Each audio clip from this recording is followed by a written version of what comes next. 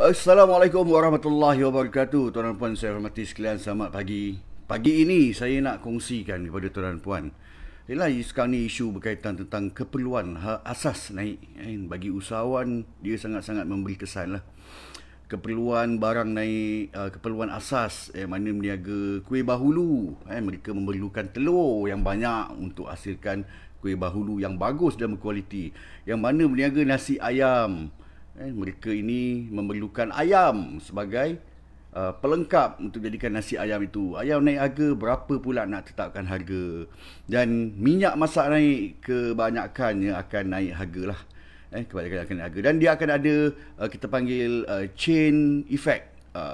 Efek berantai. Di mana bila keperluan asas ni naik, semua sekali akan efek. Dia akan ada, jangan kita tengok, oh ayam naik, dia akan naik ayam je. Tak. Banyak lagi keperluan lain, banyak lagi barang-barang and result yang lain yang akan naik harga. So, pagi ini, saya nak kongsikan kepada tuan dan puan sedikit tentang idea saya. Idea, ini kira macam pembentangan lah, pembentangan. Mungkin boleh guna, mungkin boleh diimprovisasikan. Oleh tuan dan puan dalam berniaga. So live ini adalah khas untuk usahawan. Saya berkongsi idea dan tuan dan puan tengoklah macam mana boleh digunakan. Dan kalau kata ada yang nak berkongsi juga, boleh letak di bahagian komen, supaya kita sama-sama dapat satu manfaat. Kejap saya punya live ni public ataupun ni sebab saya tak nampak. Tak nampak. Sepatutnya saya buat live awal sikit tadi, tapi ada kecemasan saya kena pergi sekolah anak saya. Beliau tak sihat. Okey. Dia tak sihat, jadi saya kena kena ambil dia daripada sekolah. Kejap saya tengok, saya check dulu. Okey. Kejap. Suara kuat sangat. Okey, baik. Okey. So bagi ni tuan dan puan, saya nak kongsikan kepada tuan dan puan pengalaman saya sebagai penganjur yang sentiasa penganjur tapak niaga. Bagi yang tak tahu tapak niaga tu apa, penganjur tapak niaga tu macam mana, salah satu modul dia adalah kami akan bekerjasama dengan beberapa pihak. Contohnya Pasaraya Maidin, dia ada tapak niaga, dan kita akan dia akan bagi tahu, okey, tapak ni harganya total semua sekali mungkin dalam berapa besar ni, dalam 5,000. So jadi kami akan cari vendor untuk penuhkan tapak tu. Jadi keuntungan kami adalah berdasarkan harga tapak tu yang kita jual kepada vendor. Jadi masalah konflik yang berlaku dekat sini adalah, Waalaikumsalam Puan Suhana, selamat pagi. Isu cabaran kenaikan harga ni, macam peniaga makan sekarang ni mungkin okey, dia dah lama steady kan, harga macam tu tiba-tiba naik, bawang naik, minyak naik, ayam naik kan. Kami juga sebagai penganjur tapak niaga berhadapan isu kenaikan harga ni selalu. Bagi seorang penganjur, bagi satu penganjur tapak niaga itu sendiri adalah kos tetap untuk menghasilkan keuntungan. Untuk dapatkan jualan dan keuntungan. Macam peniaga makanan, macam Puan Suhana, telur adalah satu benda yang utama lah, betul tak? Untuk menghasilkan makanan yang dijual. So bagi penganjur, tapak niaga adalah kos tetap yang kami tak boleh ubah. Kami tak boleh ubah benda tu. Kadang-kadang jumpa peniaga Maidin charge kami 5,000. Minggu depan nak buat dekat Aeon, dia charge 10,000 pula. Jadi dia tak tetap tau. Tidak ada ketetapan harga kat situ. So jadi saya nak kongsikan macam mana kami berdepan dengan isu kenaikan harga kepada produk paling asas untuk menghasilkan keperluan asas untuk menghasilkan suatu produk tu. Macam mana kita berdepan, bagaimana kita atur strategi dan kreatif untuk menghasilkan bisnes tetap boleh jalan dan juga keuntungan dapat dinaikkan walaupun harga naik, walaupun macam-macam kita ubah, keuntungan dapat kekal ataupun naik. So sekarang ni bagi peniaga-peniaga, benda paling penting adalah mereka kena pastikan keuntungan mereka masih boleh, kita cerita keuntungan keuntungan masih boleh kekal sama macam dulu ataupun lebih bagus. Lebih bagus. Okay. So bagi fikiran orang biasa, dia kata, oh kita naikkan harga lah. Okay, that's right. Boleh naikkan harga, boleh tak payah naikkan harga. Macam mana caranya? Saya akan kongsikan pengalaman-pengalaman saya. Mungkin live ini sedikit panjang lah. Sedikit panjang. Okay. Tapi tak apa, kita, tuan dan puan, kalau ada idea boleh masuk dan bertanya. Okay. So bila kos tetap satu tapak niaga kami waktu itu kan, berubah. Ada RM5,000, ada RM10,000 kan? Dan di dalam RM5,000 tu, RM5,000 tu, kita perlu maksimumkan jumlah vendor.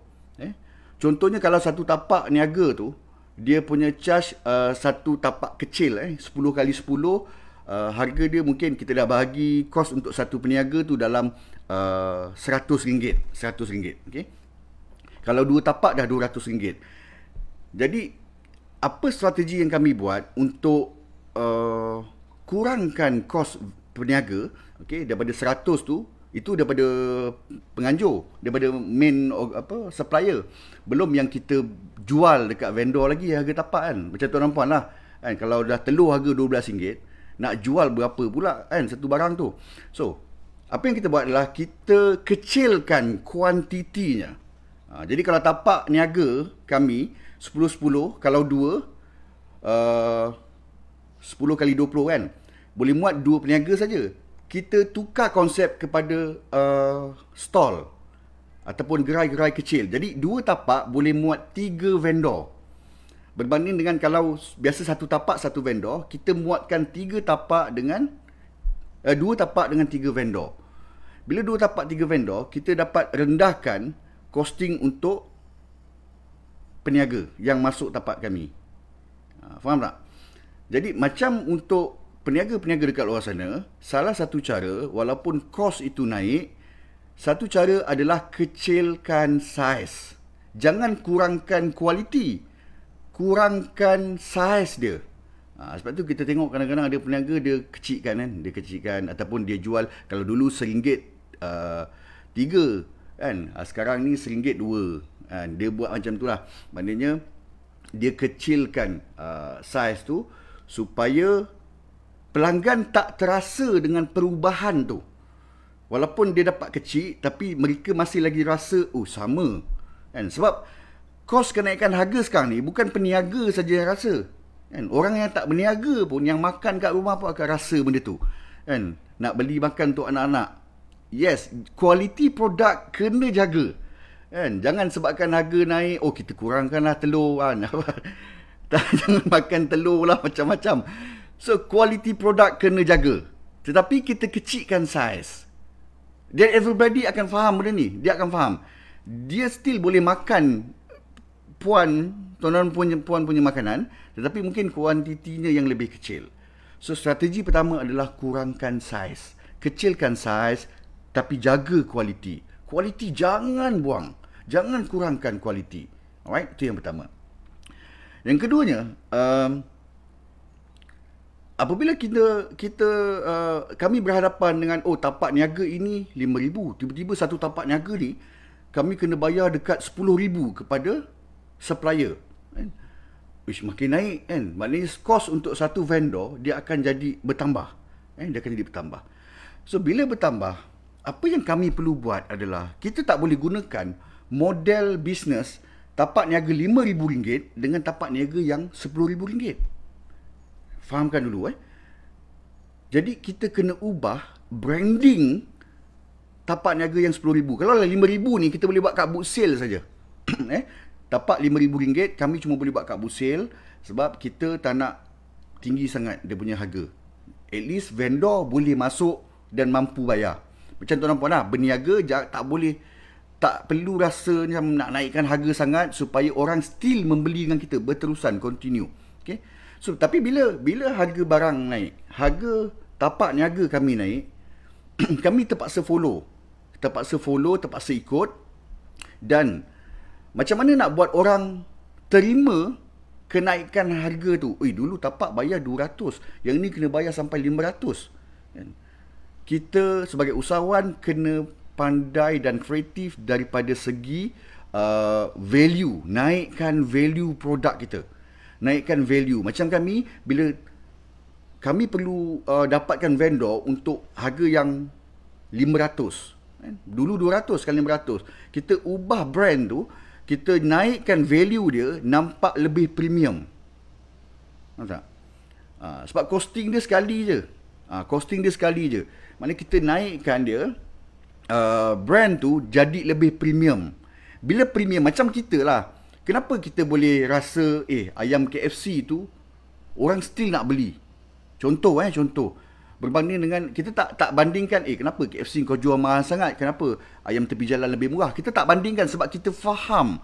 Kita boleh terima branding yang diletakkan dalam KFC. Kita tak mempertikaikan tentang banding-bandingkan dengan, peniaga tepi jalan lebih murah, yang ni lebih ni tak. Waalaikumsalam Puan Fazlinda. So, jadi sekarang ni, apa yang kami buat dekat tapak niaga ni, kita ubah image tu jadi lebih premium. Daripada segi poster, jangan buat poster, jual barang, nak naikkan harga barang, kan? Jangan letak poster yang cikai-cikai, jangan guna gambar-gambar yang tak terang, tu poster. Kemudian dari segi marketing, daripada segi packaging, memang kena ubah 100%.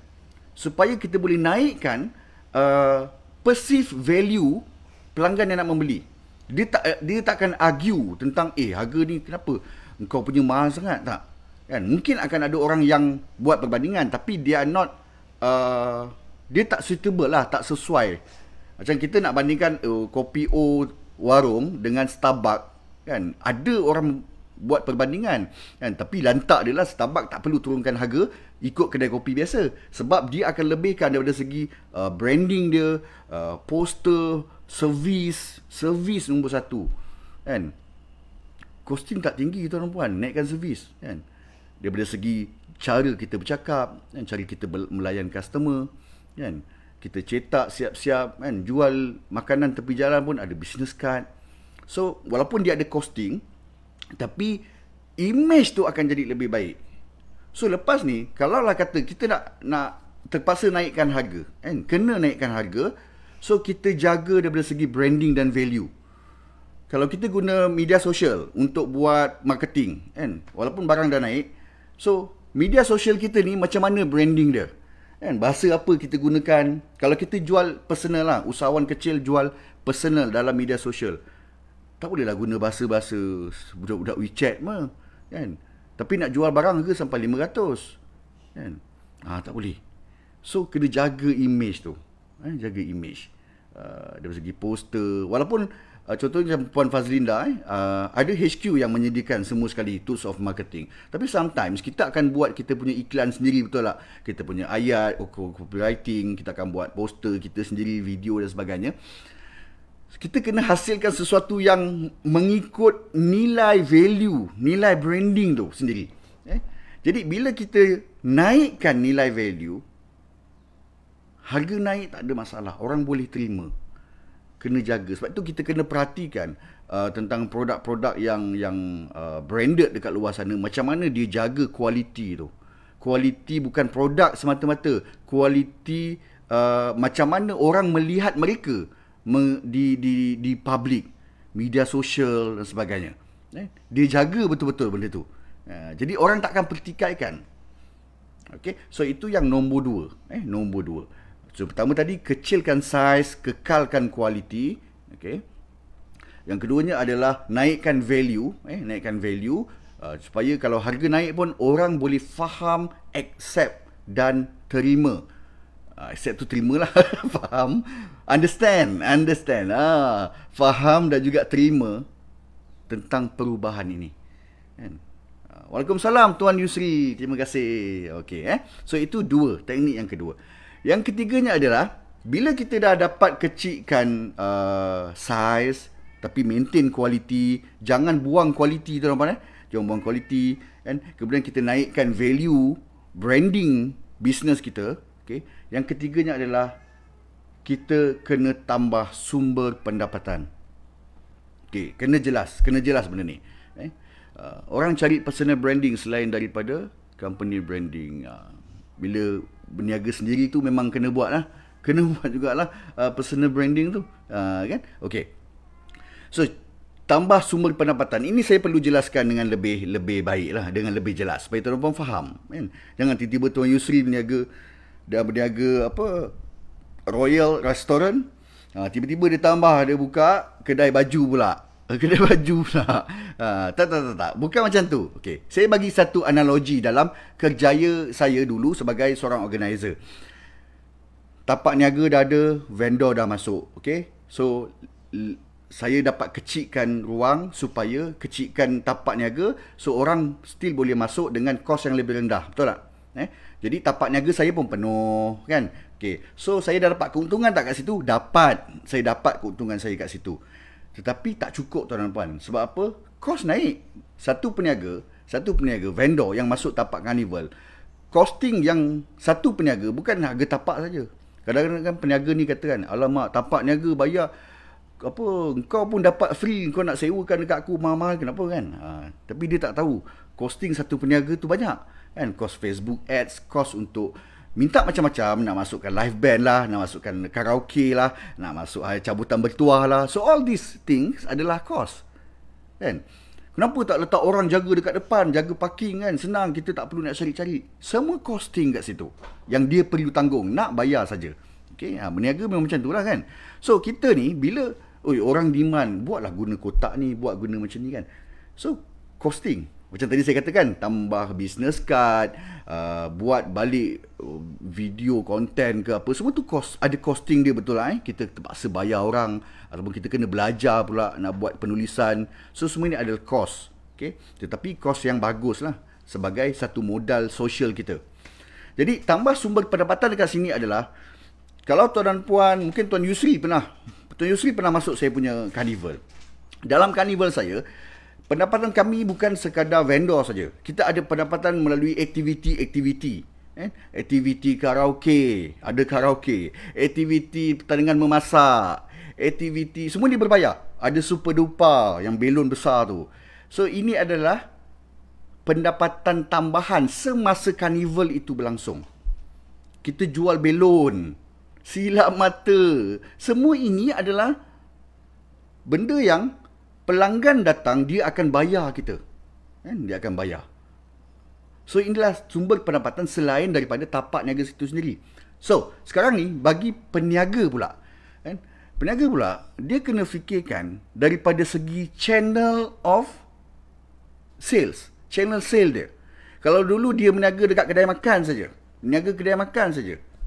So, macam mana dia nak tambah sumber pendapatan dia dengan berniaga makan tu. Mungkin dia boleh tambah channel ni, maknanya dia boleh orang yang jualan, walaupun HQ dekat situ, kedai makan dekat situ, dia ada banyak tempat yang boleh expand marketing and sales dia punya business. Maknanya orang boleh dapatkan, contohnya Tuan Yusri jual roti john. Okay? Dia dah start buka kios-kios kecil yang menjual roti john di tempat lain. Kecil-kecil. Dia dah boleh start untuk belajar macam mana tu franchise roti john saja. Ini contoh. Kan? Macam orang meniaga burger tepi jalan tu lah. Macam contoh, macam kita meniaga kek. Meniaga kek. Okay? So, selain daripada kita buat COD sendiri, kita letak mungkin dekat butik-butik vendor. Kita tambah channel kita, kan? Supaya dalam satu masa, satu hari, jualan itu speed. Sebab sekarang ni kita nak main quantity. Quantity. Quality kena jaga, quantity kena bertambah. Kalau dulu kita jual 10, sekarang kita kena jual 30 satu hari. Sebab apa kena jual 30? Satu, sebab keuntungan kita dah makin kecil. Betul tak? Keuntungan kita dah kecil, costing kita dah bertambah. Pula tu kita kecilkan saiz. Jadi kita kena ada channel jualan yang lebih banyak. Kalau yang buat bagi jual produk-produk multi-level, business networking, tak ada masalah. Dia orang memang recruit agent every day, kan? So dia kena banyakkan channel marketing dia, channel jualan dia. Dia kena buka. Jangan bergantung harap kepada satu channel, satu pipe saja sekarang ni. Dia kena banyakkan agent dia. kan? Tuan Yusri boleh buat affiliate, kan? Contoh macam tu lah. So itu yang ketiga tuan dan puan. Yang ketiga tuan dan puan boleh buat. So yang pertama tadi adalah kita kecilkan saiz, maintain quality. Yang kedua adalah naikkan value, servis, poster, macam mana orang pandang kita, itu kita kena naikkan value tu. Kan? Kat media sosial, poster dan sebagainya. Itu yang kedua. Yang ketiganya adalah tambahkan sumber pendapatan dengan pelbagaikan, banyakkan channel-channel jualan kita. Kan? Macam Puan Suhana, dia memang dia ada banyak vendor-vendor kan. Banyakkan lagi peniaga pasar malam kan. Boleh masuk, boleh approach. Puan Suhana, saya buat bazar tu, Carnival Penganjur, ramai orang nak berniaga tapi dia tak ada produk tau sebenarnya. Ramai orang nak berniaga dekat luar sana, kat pasar malam, kat bazar, ini sekarang ni bazar kat Busil, Carnival dah naik balik tau. So macam dekat KL, dekat Bukit Jalil, saya tak tahu masih berlangsung ke tak, kan, ada event. So kita kena berkawan dengan peniaga-peniaga kecil ni, sebab dia akan jadi duta produk kita. Diorang nak produk yang boleh jual. So set satu model skim untuk diorang ni, peniaga-peniaga jalanan. Sebab apa? Jangan pandang rendah peniaga-peniaga jalanan pasar malam semua ni. Kita tengok tempat kita, macam tempat saya pasar malam hari Selasa. Tapi kita akan fikir, oh, dia ni berniaga hari Selasa je. Dia tak tahu peniaga ni malam tu dia berniaga kat pasar kita, siang tu dia berniaga tempat lain. 7 hari, kadang-kadang cuti 1 hari je, kadang-kadang tak ada cuti langsung. Setiap hari mereka berniaga berpindah-pindah, dekat sini sekejap, dekat sana sekejap, petang kat sini.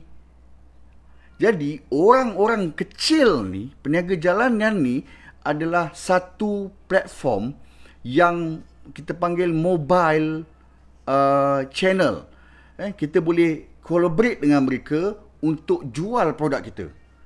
Kita tak perlu nak bawa kereta nak pergi tempat lain. Diorang yang akan bawa produk kita. So jumpa mereka ni, kan, offer macam mana kita nak collaborate.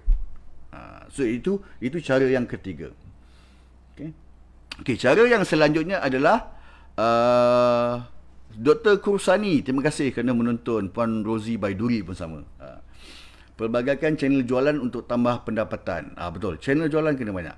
Channel jualan sebab kita nak main kuantiti sekarang ni. Kuantiti kita kena gandakan. Dulu jual 10 sehari, sekarang kena jual 30. Sebab margin keuntungan kita semakin kecil.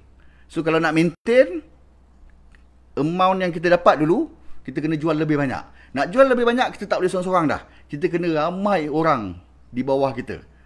Kena networking tu kena besar. Sebab tu tajuk minggu ni kena macam mana people skill dalam kelas AOC. People skill untuk jumpa prospek networking kita ni. Boleh masuk. Okay. So nombor 4 adalah bagaimana kita nak tambah lagi income dan kurangkan kos. Okay. Semasa saya buat Carnival dahulu, kita dah ada tapak, peniaga dah masuk, kan? Kemudian ada sumber pendapatan semasa event itu berlangsung, super duper, ada magic, ada pertandingan karaoke dan sebagainya. Kita buat satu lagi konsep dipanggil penajaan, tajaan, sponsorship. Sponsorship, penajaan, maknanya macam orang taja kita lah, kan? Macam saya mungkin, Carnival, tajaan untuk pentas, kerusi, meja, kan? Macam dulu kita dapat free tuan-tuan. Meja untuk vendor semua free. Ada 100 vendor, meja vendor free. Tak keluar apa, sebab kita berkolaborasi dengan pihak berkuasa tempatan, ahli majlis. So penajaan dapat menambahkan keuntungan, melancarkan urusan dan mengurangkan costing kita. Bab tajaan ni banyak, kena belajar lah. Tajaan ni dia ada, nak cerita lanjut panjang. Tajaan ni ada banyak kaedah, ada banyak cara, win-win situation. Okay. So, macam bagi tuan dan puan, nak dapat sponsor tu, satu orang nak sponsor kita, nak funding, nak tambah duit kat kita, nak jadi partner kita. Itu salah satu juga kan. Selalunya yang sponsor kita siapa ni Puan Suhana? Siapa penaja Puan Suhana? Mungkin husband. Mungkin husband adalah penaja utama kan, buat iklan kan, nama suami sebagai penaja utama. So bagi peniaga-peniaga, macam mana kita nak gunakan konsep penajaan ni? Kita boleh buat kolaborasi.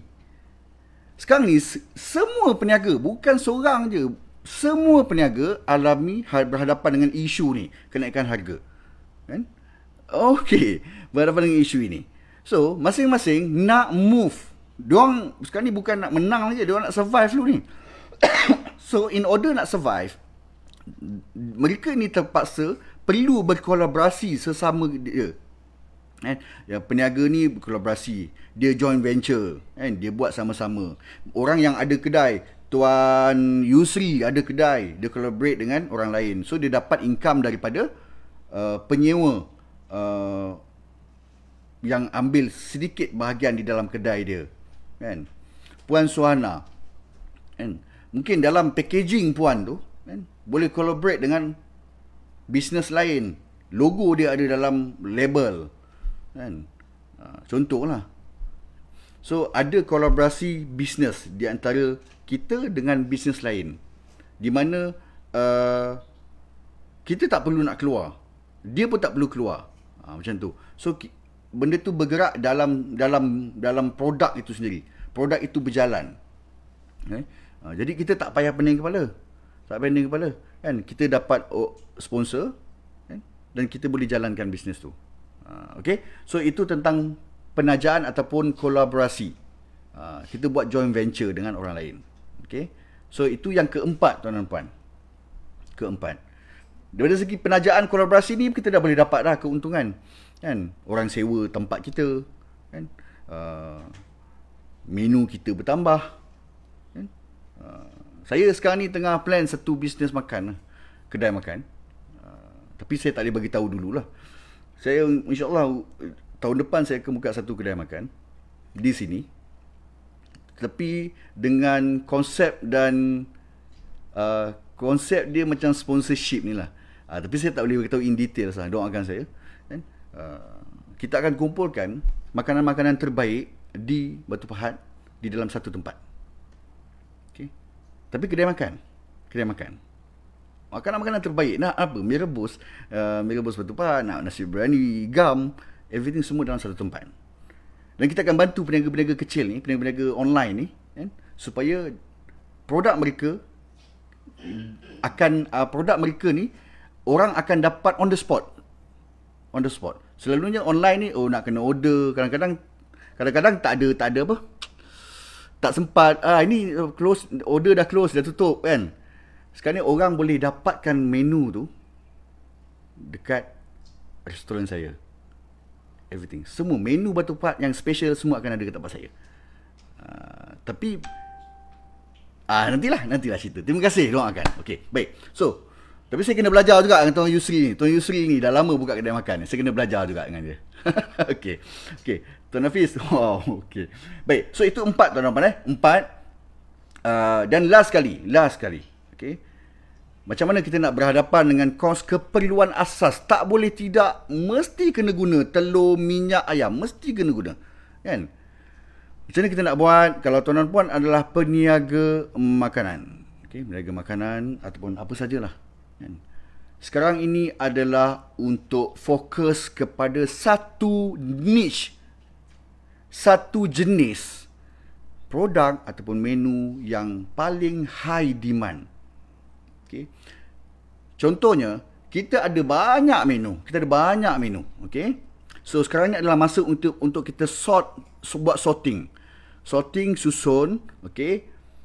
Kalau takut budget burst, fokus satu menu saja dulu. Sama ada kita fokus tu maksudnya kita tak buat yang lain, buat yang itu saja, ataupun kita buat juga yang lain tapi kuantitinya tak banyak. Dan marketing untuk 1 kilo produk ni ataupun yang banyak demand, yang paling tinggi demandnya, paling tinggi salesnya, yang itu kita naikkan. Kita buat marketing, kita fokus kat itu saja. Jadi kita tak perlu nak buat semua benda, semua menu. Kita fokus pada satu yang killer produk. Sebab sekarang ni banyak lalat sini. Sekarang ini adalah masa untuk survive, untuk jaga costing, tetapi nak maintain ataupun naikkan profit kita. So fokus kepada satu niche yang high demand.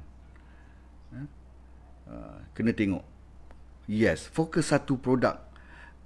Bukan yang boleh naikkan sales, puan Suhana. Yang paling high demand, maknanya yang permintaan paling tinggi. Permintaan paling tinggi. Fokus satu dulu. Tak ada masalah pun. KFC, McD pun banyak menu dia orang buang. Dia orang dah promote, dia buang. Sebab dia nak cut cost kat situ. Tapi costing tu dia akan masukkan dekat cost produk yang satu ni. So dia akan naikkan marketing kepada produk tu. So dalam bisnes, even everything jatuh, marketing tak boleh turun. Sebab tu saya kata tadi, quantity boleh kurang, boleh kecil. Mungkin kita boleh kecilkan. Dulu jual RM1.4, sekarang dah RM1.2, kan? Tapi quality jangan kurang. Quality kurang, orang akan lari. Dah lah mahal, tak sedap pula tu. Dia akan cakap macam tu, kan? So kita jaga quality. Bagi tahu in public, buat marketing, kan? Buat poster, kan? Walaupun harga produk kami sekarang ni harganya dah naik kepada berapa ringgit, tapi kualiti masih lagi bagus. Dan makin bagus sebenarnya. Apa yang bagus? That's a marketing punya part lah. Dia kena buat kerja kat situ. Baik. So, 5 poin yang saya kongsikan kepada tuan dan puan. Yang pasal fokus pada satu niche. Macam kita dulu lah, kita buat event. Tuan Hafiz tahulah, pernah tahu tentang bazar buka bonet gelang patah. Masa mula-mula kita buka, semua kita buat. Makanan kita bawa masuk, kemudiannya macam-macam produk lah. Janji aku untung lah, kan? Sekali costing kita naik, kan? Ada charge-charge tambahan yang dikenakan oleh supplier kepada kita dan menyebabkan keuntungan kami makin kecil. Jadi apa kita buat? Kita buat pengkhususan.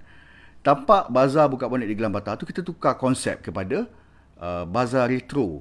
Maknanya produk-produk bundle. Sebab kita tahu ada demand dekat situ. Banyak pekerja asing.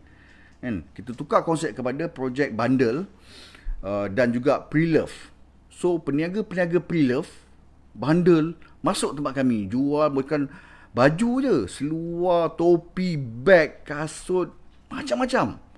Kan? Kita naikkan semula value bazar tu dengan membuat teknik kita panggil pengkhususan. So niche lah, niche. Kan? Kita tetapkan niche tu. Jadi sekarang ni adalah kita tak nak orang kat luar boleh terima dah. Orang kat luar ni dia dah tahu, bukan kita suka-suka nak naikkan harga. Dia dah tahu dah. Kan? Saya dah faham dah. Okey, ni lepas ni makan kat kedai ni mesti naik harga dah. Kan? Beli air tepi jalan pun dah naik harga lah mungkin. Kan? Tetapi bagaimana kita orang bisnes lakukan strategi, itu paling penting. Bukan kita nak follow gitu je. Okay? Jadi itu dia tuan-tuan 5 kaedah. Kecilkan saiz, kekalkan kualiti, naikkan value, naikkan harga. Ketiga, tambah sumber pendapatan. Keempat adalah tentang penajaan ataupun kolaborasi. Dan last sekali adalah fokus kepada satu niche ataupun produk yang paling tinggi permintaannya. Dan perlahan-lahan kita susun semula kita punya strategi kat situ. Okey? Terima kasih kepada Puan Suhana, Tuan Hafiz, siapa lagi tadi? Tuan Yusri, Dr. Kursani, Puan Rozi, Puan Fazlinda. Terima kasih. Okey. Dah tak ada apa-apa, saya nak berhenti dulu setakat ni. InsyaAllah kita akan jumpa lagi untuk tajuk-tajuk yang selanjutnya. Okey. Baik, terima kasih semua. Kita jumpa lagi. Assalamualaikum warahmatullahi wabarakatuh. Bye-bye.